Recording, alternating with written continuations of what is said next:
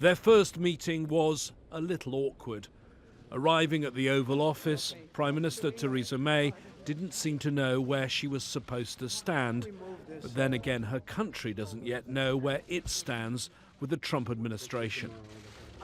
After an hour behind closed doors, there was a sign of that special relationship the British always talk about. But these are very different characters. When they answered reporters' questions, he called her Theresa, she called him Mr. President. Both leaders were asked of their differing views on Russia and President Putin. I've had many times where I thought I'd get along with people, and I don't like them at all. And I've had some where I didn't think I was going to have much of a relationship, and it turned out to be a great relationship.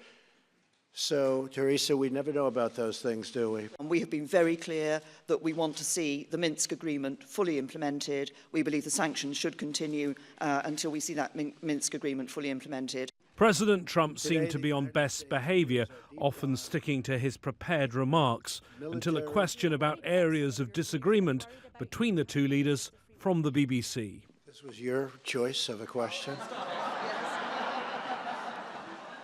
There goes that relationship. There were smiles. They may have been forced smiles, but this, the first meeting by Donald Trump with a foreign leader, will be seen as a success because for once Donald Trump largely kept to the script. Mrs. May was greeted by an honor guard at the White House. Another close ally and neighbor of the US doesn't look like he'll be coming here anytime soon. Mexican President Peña Nieto is refusing to pay for Trump's border wall, but the two leaders did spend almost an hour on the phone.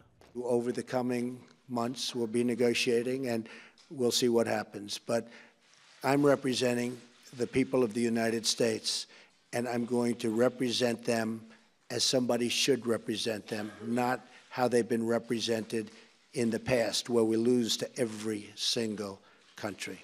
Donald Trump seemed to be trying hard to keep on message, but after a week in the White House, it's certainly not diplomacy as usual. James Bays, Al Jazeera, Washington.